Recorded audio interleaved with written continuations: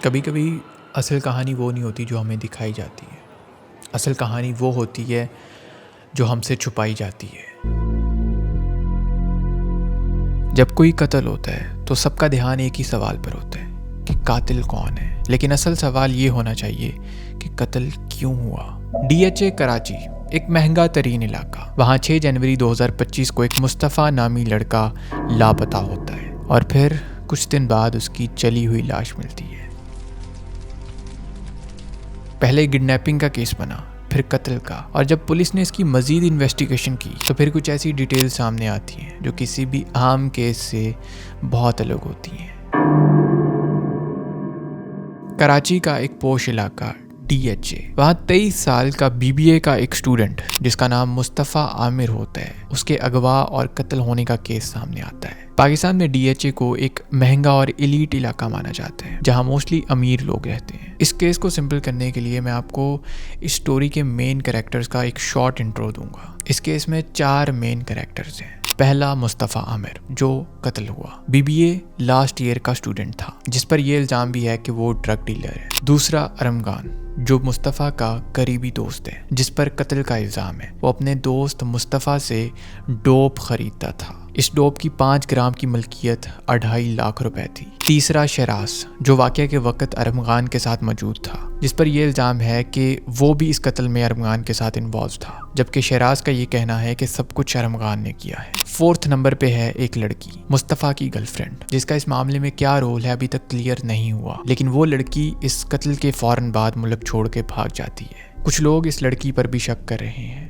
क्योंकि new year की night Mustafa और अरमगान के दरमियान एक फ़ाइट हुई थी। अब वो लड़ाई लड़की को लेकर थी, ड्रग्स को लेकर या फिर पैसों को लेकर, ये बात अभी किसी को पता नहीं चल पाई। इस स्टोरी में जितने भी कैरेक्टर्स हैं उन सब की उम्र 30 साल से कम है। मतलब सब के सब अडल्ट हैं जो बहुत गलत कामों में इन्वॉल्व थे। ये सब दोस्त मिलकर आपस में पार्टीज किया करते थे, मंशियात फरोख्त किया करते थे। Well to be very honest, मैं इस चीज़ से हैरान हूँ कि इनकी फैमिलीज, इनकी हॉबीज और इनके काले कामों से बेखबर कैसे थी। 6 जनवरी मुस्तफ़ा की ज़िंदगी का डार्केस्ट डे। वो घर से बाहर निकलता है। मुस्तफ़ा की माँ यूजुअल रूटीन के मुताबिक उसका वेट करती है, लेकिन जब रात होने लगी और मुस्तफ़ा का कोई अता पता नहीं चला तो उसकी माँ घबरा जाती है। वो बेचैन हो जाती है और रिश्तेदारों से पूछना शुरू होती है कि मुस्तफ़ा आपकी तरफ तो नहीं आया, लेकिन मुस्तफ़ा का कोई पता नहीं चल पाया। जब कुछ घंटे और गुजर गए और मुस्तफ़ा की तरफ से कोई रिस्पॉन्स नहीं आया तो उसकी माँ फ़ौरन पुलिस स्टेशन पहुंच जाती है और मिसिंग पर्सन की एक रिपोर्ट दर्ज करवा देती है। जब पुलिस ने मुस्तफ़ा आमिर के केस को खोला तो पता चला कि मुस्तफ़ा पर एक पहले भी केस हो चुका था जो ड्रग डीलिंग से रिलेटेड था, जिसकी वजह से मुस्तफ़ा के मिसिंग केस की बजाय उसके पुराने केस पर ज़्यादा तवज्जो दी जाती है। पुलिस की तरफ से मिलने वाला ये रिस्पॉन्स मुस्तफ़ा की माँ के लिए एक और शॉक था। वो अपने बेटे की तलाश में इधर उधर भटकती रही, लेकिन कोई भी इसको सीरियसली नहीं ले रहा था। ऐसा लग रहा था जैसे मुस्तफ़ा का मिसिंग होना किसी के लिए कोई इतनी बड़ी बात नहीं थी, लेकिन असल में ये एक मिसिंग केस नहीं था। ये आने वाले कुछ दिनों में एक बहुत बड़ी मिस्ट्री बनने वाला था। ये लाश दफन हो गई, सारे सबूत भी दफन हो जाएंगे इसके साथ।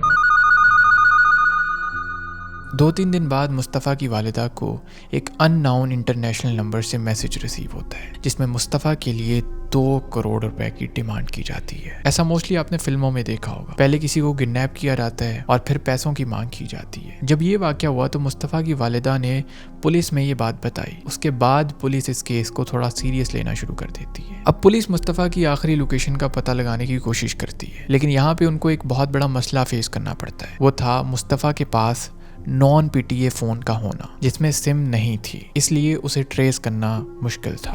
12 जनवरी हुब चौकी के इलाका में एक जली हुई गाड़ी से लाश मिली जो पहचान ना होने की वजह से 16 जनवरी को ईदी कब्रिस्तान में दफन कर दी गई। एक जुडिशियल मजिस्ट्रेट ने उस लाश को कब्र से निकालकर उसका पोस्टमार्टम करने का हुक्म दिया ताकि उसकी मौत का असल पता लगाया जा सके। जब DNA टेस्ट किया गया तो पता चला कि ये मुस्तफ़ा आमिर की लाश थी। अब हुब चौकी का इलाका DHA से काफी दूर था। अब सवाल ये था कि ये लाश DHA से इतनी दूर कैसे पहुंची और जो भी इस लाश को इतनी दूर लेकर आया था उसने गाड़ी समेत उस लाश को जला दिया। उसके बाद इस केस पर स्पॉटलाइट डाली जाती है और डीप इन्वेस्टिगेशन की जाती है, जहां से पता चलता है कि मुस्तफ़ा 6 जनवरी को अरमगान के घर गया था। जब पुलिस अरमगान के घर छापा मारती है तो अरमगान पुलिस पर फायरिंग शुरू कर देता है, जिसमें कुछ पुलिस वाले जख्मी हो जाते हैं। पुलिस जवाब में एक्शन लेकर अरमगान को अरेस्ट कर लेती है और दूसरा मुल्जिम अरमगान का दोस्त शहराज को भी इस केस का हिस्सा बना लेती है, क्योंकि 6 जनवरी को वो भी वहां मौजूद था। जब पुलिस अरमगान के घर की तलाशी लेती है तो उनको बहुत अजीब व गरीब चीजें मिलती हैं। Advanced automatic weapons,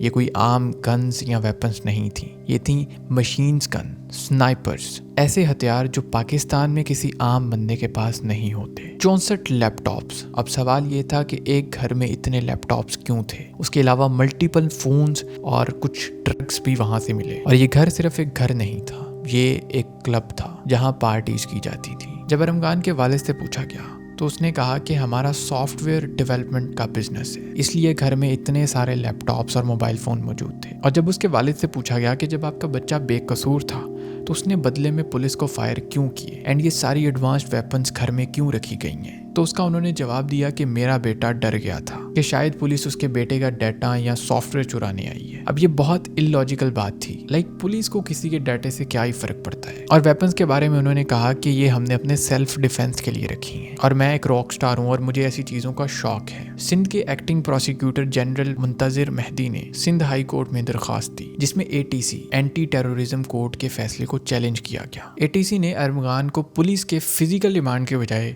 judicial remand पर भेज दिया, जो कि काफ़ी अजीब था, क्योंकि केस और इन्वेस्टिगेशन के तहत अरमगान को पुलिस के फिजिकल रिमांड में भेजना चाहिए था। लेकिन अरमगान के वालिद ने अपने पावरफुल लिंक्स का सही फायदा उठाया और फिजिकल रिमांड को जुडिशियल रिमांड में बदल दिया। एक और FIR अरमगान के वालिद की तरफ से पुलिस रेड के खिलाफ दी गई कि पुलिस ने उनके घर बिला वजह रेड की थी। अरमगान को कोर्ट में पेश किया गया, जहां पहले उसे जेल भेज दिया गया, लेकिन फाइनली सिंध हाई कोर्ट ने पुलिस को अरमगान का फिजिकल रिमांड दे दिया ताकि मजीद तफ्तीश की जा सके। अभी तक ये केस एक मिस्ट्री बना हुआ है और मजीद तफ्तीश आना बाकी है। ये केस पाकिस्तान के चंद कुछ पेचीदा और मुश्किल केसेस में से एक बन चुका है। स्टिल अभी भी पुलिस इस केस की इन्वेस्टिगेशन कर रही है, जहां से ज़्यादातर साबित यही होता है कि अरमगान ने ही मुस्तफ़ा का कत्ल किया है, क्योंकि अरमगान के घर में ही मुस्तफ़ा का ब्लड भी मिला था और जब उसके ब्लड का उसकी माँ के साथ DNA टेस्ट किया गया तो वो भी उसके साथ मैच हो गया। तो इसका मतलब यही है कि मुस्तफ़ा का कत्ल अरमगान के घर में ही हुआ था और अरमगान ने इस चीज़ से बचने के लिए मुस्तफ़ा की लाश को गाड़ी में डाला, DHA एरिया से बाहर निकला और बहुत दूर ले जाकर गाड़ी के साथ उसको चला दिया ताकि किसी को शक ना हो सके।